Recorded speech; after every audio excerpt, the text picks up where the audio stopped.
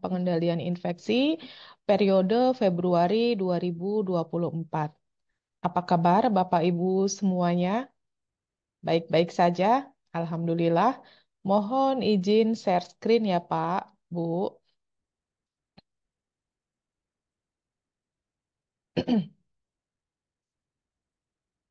Alhamdulillah kita ketemu kembali dalam acara Solasiban ini. Dalam kesempatan kali ini kami ingin menyampaikan tentang penerapan kewaspadaan isolasi, kewaspadaan standar dan transmisi kepada Bapak Ibu seluruh karyawan di RSUD Indramayu.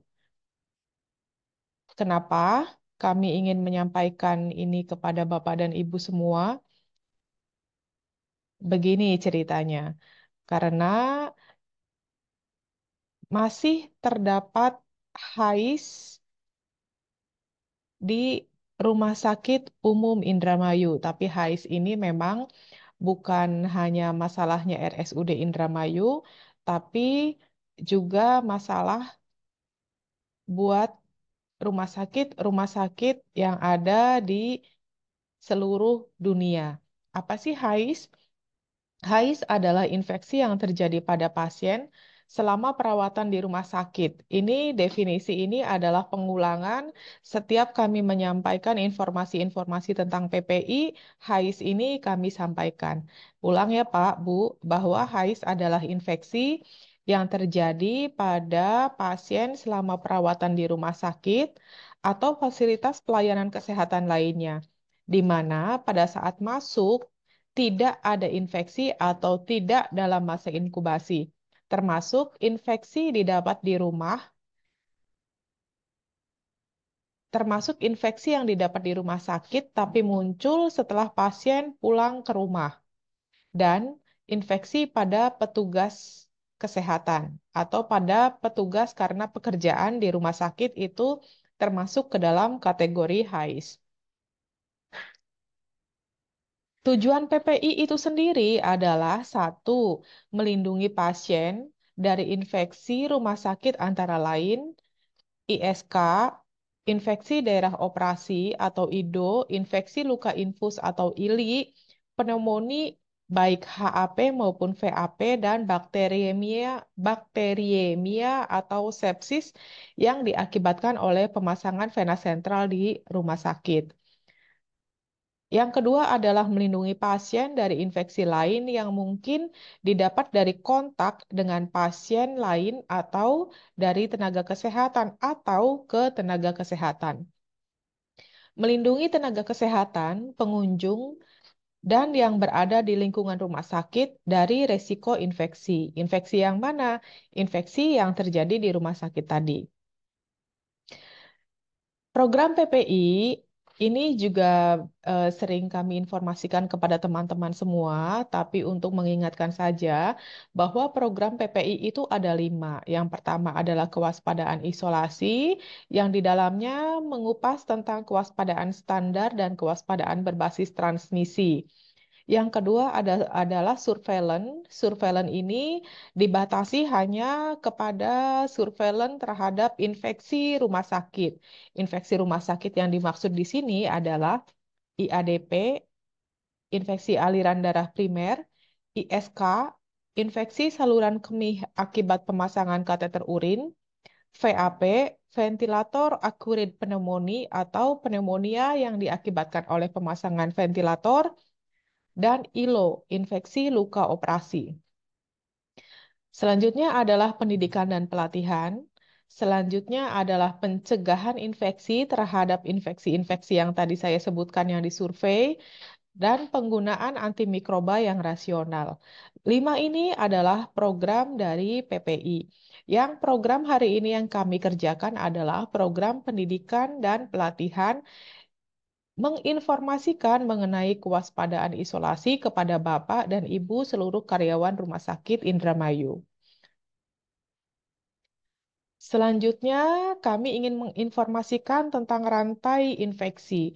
Rantai infeksi ini, kalau teman-teman adalah dokter, perawat, bidan, dan tenaga kesehatan lainnya, mungkin sudah paham bahkan di luar kepala gitu ya, sudah hafal betul rantai infeksi itu apa sih. yang menyebabkan infeksi itu apa sih. Tapi buat teman-teman saya yang cleaning service, teman-teman saya security, dan teman-teman saya yang di luar pelayanan di luar nakes maksudnya, mungkin ini perlu di refresh kembali. Rantai infeksi itu ada 6 ya Pak, Bu, bahwa setiap infeksi itu pasti ada mikroorganismenya. Pasti ada penyebabnya, mikroorganisme ya, penyebabnya. Mau bakteri, mau virus, mau jamur, itu adalah penyebabnya. Nah, si bakteri, virus, jamur, dan rickettsia tadi itu merupakan makhluk hidup yang ada tempat dia untuk tumbuh dan berkembang biak. Yang kita sebut adalah reservoir. Reservoir ini bisa manusia, bisa tanah, bisa permukaan lingkungan, bisa hewan peliharaan, bisa semuanya. Mikroorganisme yang ada di dalam reservoir tadi, dia ada pintu keluar untuk mengeluarkan si mikroorganisme-mikroorganisme tadi yang kita sebut dengan part of exit. Kalau reservoirnya adalah manusia, part of exit-nya adalah seluruh yang ada di dalam tubuh manusia yang memiliki membran mukosa, mau mata, hidung, mulut, telinga, atau bahkan kulit yang tidak utuh. Si mikroorganisme yang sudah dikeluarkan tadi akan ditransmisikan, akan disalurkan, akan ditransportasikan melalui bisa udara, kontak, droplet, vehicle, atau vektor borne kepada manusia lain melalui part of entry atau pintu masuk. Pintu masuk pada manusia itu sama dengan pintu keluar yang saya sebutkan tadi. Bila keadaan tubuh yang dimasuki mikroorganismenya tadi dalam keadaan kekebalan tubuh yang menurun, maka mikroorganisme yang masuk tadi akan menimbulkan infeksi. Tapi bila kekebalan tubuhnya baik, ini tidak akan menimbulkan infeksi.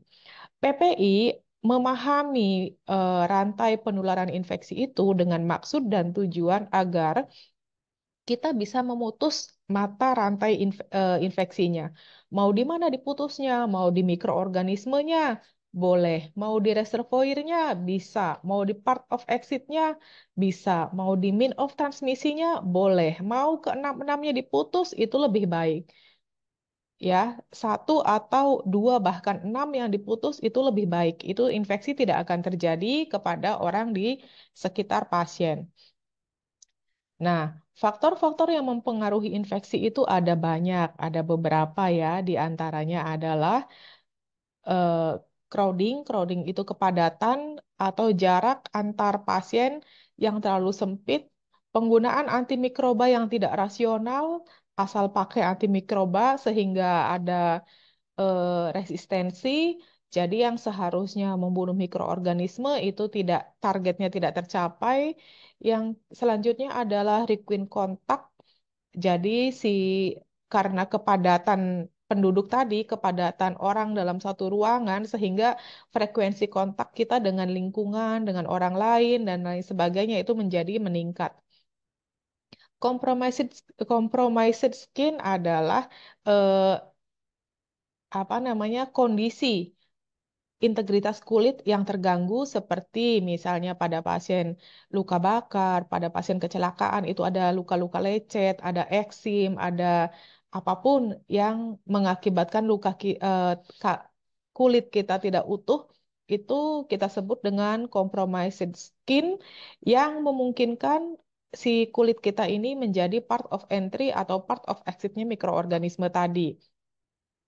Kontaminan surface adalah permukaan lingkungan yang terkontaminasi dan shared item itu penggunaan alat yang berbarengan. Seperti kita tahu, kalau kita dirawat di rumah sakit itu kan kita ditensi tuh, tensi kita berpindah dari satu pasien ke pasien yang lain. Itu tensi yang berpindah-pindah itu memiliki kemungkinan besar untuk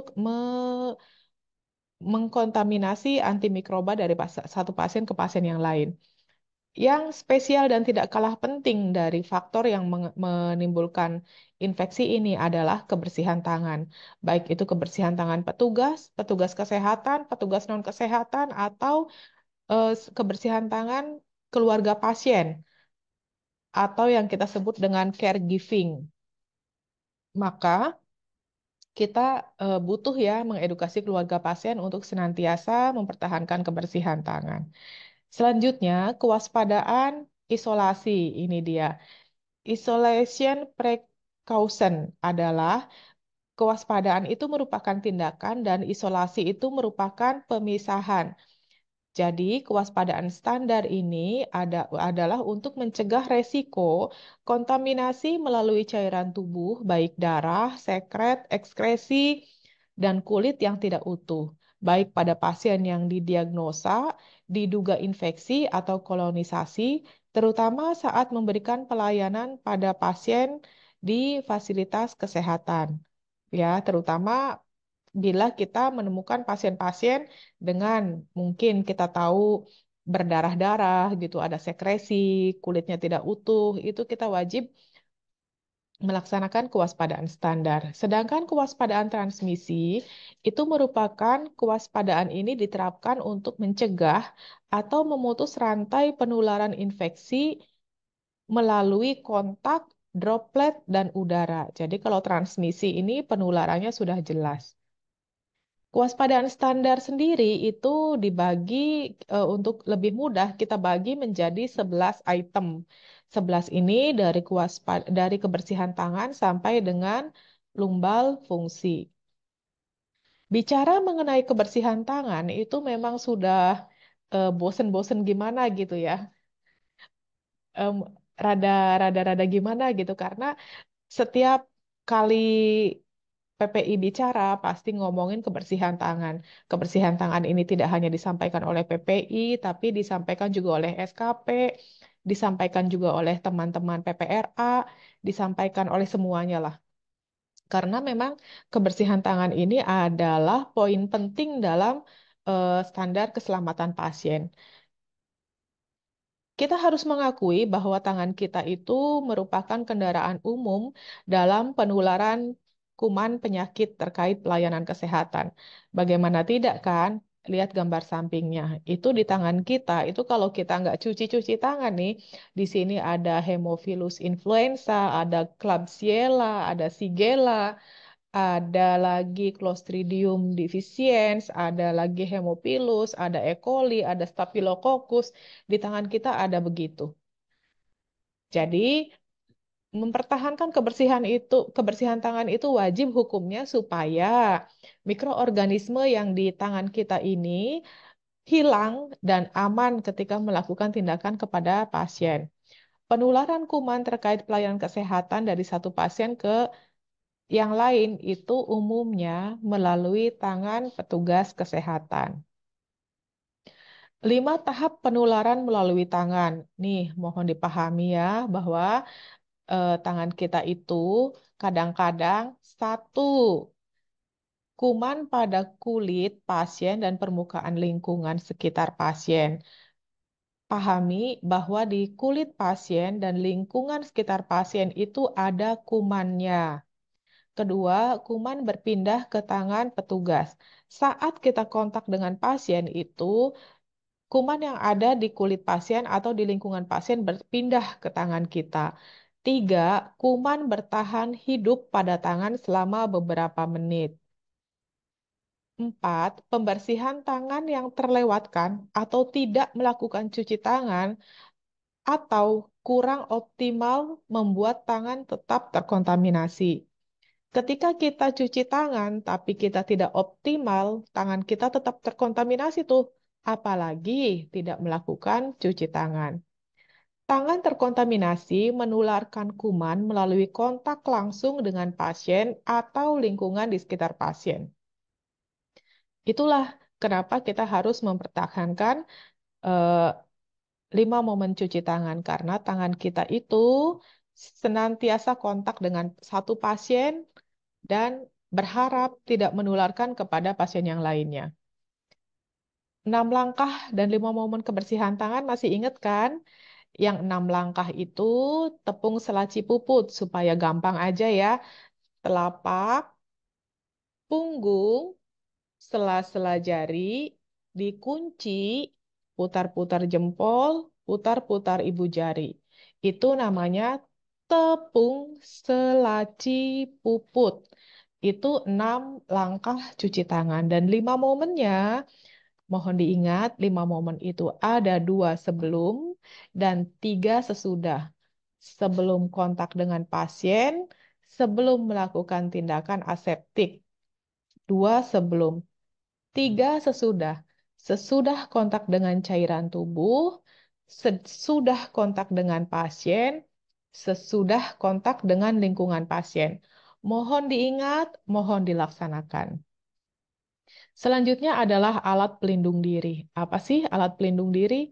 Adalah perangkat yang dirancang sedemikian rupa sebagai penghalang atau barier terhadap penetrasi zat, partikel padat, cair atau udara untuk melindungi pemakainya dari cedera atau infeksi. Jadi APD itu tidak hanya buat nakes, APD boleh dipakai oleh tenaga lain non-nakes untuk melindungi dirinya sendiri. Melindungi pasien dari mikroorganisme yang ada pada petugas kesehatan dan sebaliknya. Penggunaan APD sesuai dengan indikasi dan jenis paparan. Digarisbawahi ya, bahwa penggunaan APD sesuai dengan indikasi dan jenis paparan. Nah, ini dia eh, risk evaluation untuk penggunaan APD. Apa sih APD apa sih yang kita pakai ketika kita eh, mengambil sampel darah? Perlu nggak kita pakai sarung tangan? Perlu. Mengambil sampel darah itu perlu menggunakan sarung tangan. Ketika ini perlu nggak kita menggunakan masker? Kalau semuanya sehat, masker tidak diperlukan.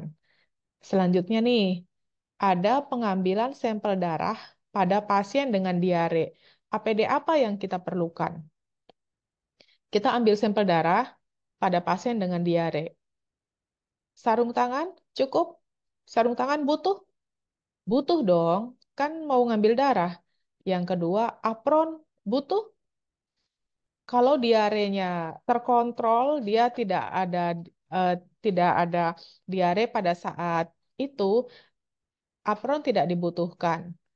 Gowen, apakah butuh? Tidak, kecuali memang kalau dia diarenya aktif, eh, ngewer-ngewer gitu ya, takut nyiprat kemana-mana, boleh silakan pakai gowen. Itu adalah eh, penggunaan APD sesuai dengan resiko dan paparannya. Selanjutnya, pengambilan sampel darah pada pasien dengan diare dan tuberkulosis. APD apa yang kita butuhkan? Tentunya sarung tangan karena kita akan ambil darah, berisiko kontak dengan darah. Gowen boleh dipakai karena mungkin APD-nya aktif. Karena dia tuberkulosis, maka butuh menggunakan masker. Masker N95. Gitu ya. Jadi penggunaan APD itu sesuai dengan indikasi dan resiko paparannya. Tidak harus semuanya dipakai pada pelayanan pasien yang sama. Ini dia digunakan sesuai indikasi, ini berbagai APD yang dibutuhkan oleh teman-teman saat bekerja di rumah sakit. Ada gown, ada masker, ada sepatu boot, ada Google, dan lain sebagainya. Yang selanjutnya adalah pengendalian lingkungan. Upaya pengendalian lingkungan ini, kita berupaya bahwa konstruksi bangunan yang ada di rumah sakit itu terbebas dari transmisi mikroorganisme kepada petugas, pasien, dan pengunjung. Sistem air di rumah sakit ini harus sumber air, persyaratan kesehatan airnya, sistem pengelolaan airnya harus sesuai dengan peraturan. Ventilasi ruangan, sistem pencahayaan, konstruksi bangunan, itu harus didesain sedemikian rupa sesuai dengan tata ruang, kebersihan lingkungan, dan lain sebagainya. Masih di kebersihan lingkungan, bahwa lingkungan kita itu perlu dibersihkan 2 kali sehari dan jika diperlukan. Ini lingkungan di dalam rumah sakit ya. Lalu gunakan troli kebersihan dan APD serta cairan desinfektan yang disesuaikan. Jadi, gunakan APD yang disesuaikan dengan peruntukannya, karena teman-teman cleaning service itu kontaknya dengan cairan-cairan desinfektan, berarti APD yang digunakan adalah sarung tangan rumah tangga yang tebel itu loh, yang terbuat dari karet. Karena cairan desinfektan itu aromanya menyengat, boleh silakan gunakan masker. Karena cairan desinfektan itu akan mengganggu kulit di kaki, gunakan alas kaki yang baik dan benar. Masih di pembersihan lingkungan ini begini ya, seluruh permukaan hendaknya semuanya dibersihkan dan disinfektan agar terbebas dari mikroorganisme yang seperti di eh, rantai infeksi di depan tadi. Lantai, bedside, monitor, dan lain sebagainya harus dibersihkan. Dekontaminasi ambulan juga tidak ketinggalan, harus dibersihkan sesuai dengan kaedah-kaedah kebersihan yang ada di PPI. Selanjutnya adalah pengolahan limbah. Pengolahan limbah ini tujuannya adalah melindungi petugas, masyarakat di Fasiankes dan masyarakat di sekitarnya. Limbah di rumah sakit ini terbagi menjadi dua, limbah infeksius dan limbah non-infeksius. Kita ketahui bahwa limbah infeksius itu dibuang di tempat sampah berplastik kuning. Karena ketika nanti pengolahannya limbah infeksius dan limbah non-infeksius itu beda pengolahan, jadi harus dipilah dari ruangan. Sedangkan limbah benda tajam itu dibuang ke dalam safety box, tapi di RSUD Indramayu disediakannya drigen. Nggak apa-apa, yang penting fungsi dan manfaatnya sesuai. Nih, limbah benda tajam itu akhirnya pengelolaannya nanti akan dikumpulkan, disatukan menjadi sampah B3 sebagaimana limbah infeksius yang pengolahannya akan dilakukan oleh pihak ketiga. Sedangkan limbah non-infeksius dikelola oleh TPA setempat. Pengelolaan peralatan perawatan pasien. Ini tujuannya adalah melepaskan kotoran dan mikroorganisme patogen yang menempel pada alat-alat kita ketika digunakan kepada pasien. Alat ini dibagi menjadi tiga ya. Ada alat kritikal, semi-kritikal, non-kritikal. Alat ini dibersihkan, alat-alat yang kritikal itu didesinfeksi dan disterilkan di CSSD. Sedangkan alat non-kritikal seperti tensimeter, termometer, stetoskop, ambubeg itu yang tidak masuk ke dalam tubuh dan tidak masuk ke dalam mukosa, itu silakan boleh didesinfeksi tingkat rendah di ruangan masing-masing. Alur pembersihan alat ini pre-cleaning, cleaning, dan lain sebagainya itu ada di CSSD. Alat steril diproses di CSSD, alat semi-kritikal diproses di CSSD, alat yang non-kritikal silahkan boleh dilakukan dengan desinfeksi tingkat rendah di ruangan masing-masing. Selanjutnya adalah penyuntikan yang aman. Penyuntikan yang aman ini perlu digarisbawahi ya teman-teman, karena penyuntikan yang tidak aman itu menimbulkan needle stick injury atau tertusuk jarum, maka kita tidak ingin tuh ada teman-teman yang tertusuk jarum misalnya dari pasien HIV, dari pasien hepatitis dan lain-lain gitu ya. Utamanya di sini tidak menggunakan ulang jarum suntik, tidak memakai obat multidos, perhatikan teknik antiseptik, gunakan cairan pelarut hanya untuk satu kali pakai, segera buang jarum habis pakai, tidak melakukan recapping. Itu adalah upaya kita untuk penyuntikan yang aman. Aman buat pasien dan aman buat diri kita. Aman buat pasien, lakukan 7 benar penyuntikan gitu ya. Selanjutnya adalah etika batuk. Batuk ini mohon diatur sedemikian rupa sehingga kita tidak menularkan droplet kepada orang lain. Boleh dengan menutup mulut dengan tisu ketika batuk, habis itu tisunya dibuang, lalu kita cuci tangan. Boleh menggunakan masker, silahkan batuk-batuk bersin-bersin di situ, asal jangan tidak mendropleti teman seruangan gitu ya. Atau boleh dengan batuk ditutup dengan siku bagian dalam Untuk amannya memang pakai masker. Kalau sudah pakai masker, mau bicara berdekatan, mau marah-marahan, mau batuk-batukan, silahkan. Tapi kita tidak saling mendropleti. Untuk mengingatkan etika batuk ini, penempatan poster itu ditempatkan di setiap ruangan ya. Mohon diikuti etikanya. Selanjutnya adalah penempatan pasien.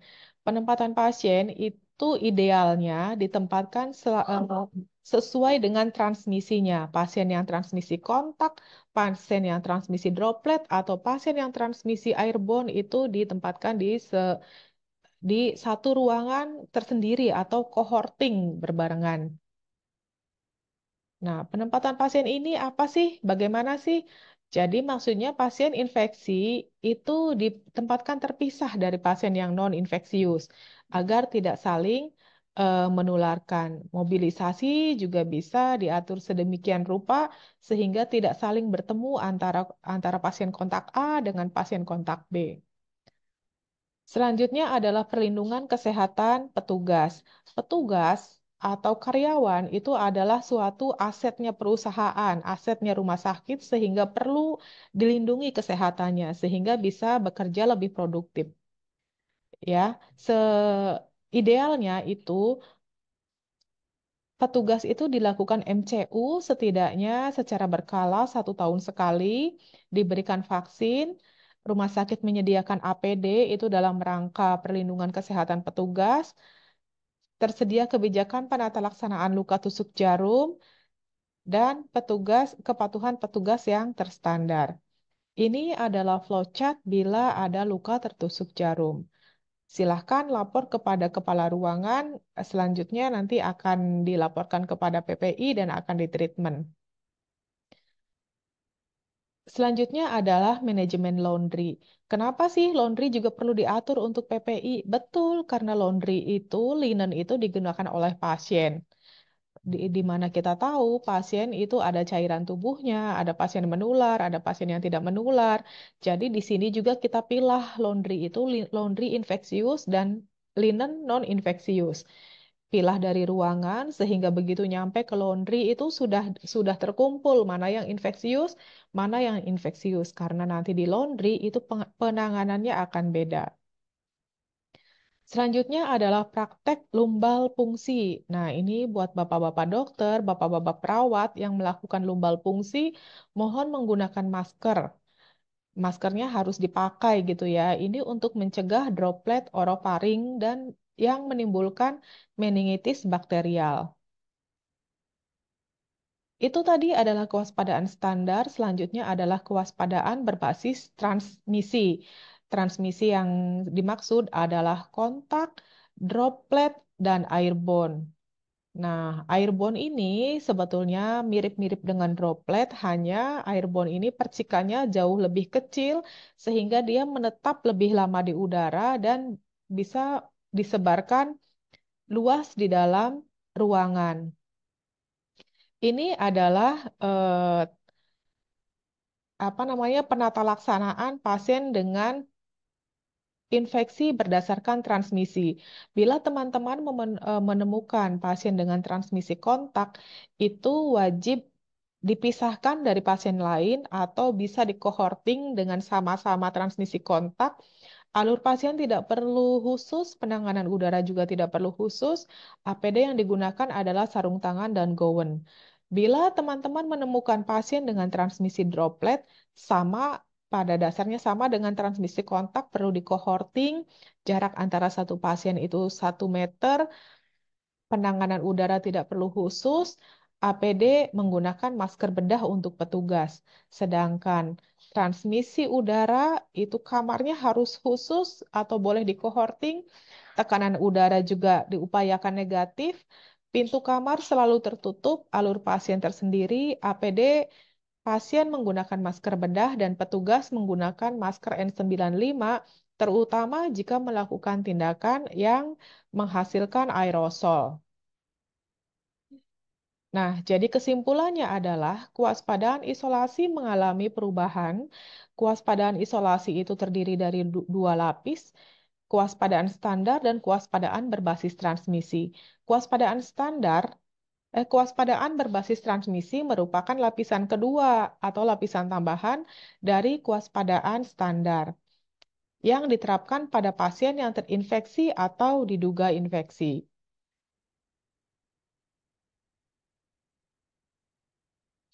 Terima kasih. Itulah informasi yang ingin kami sampaikan kepada teman-teman semua untuk lebih memperdalam. Boleh nanti di session selanjutnya kami akan menjelaskan per item kewaspadaan standar.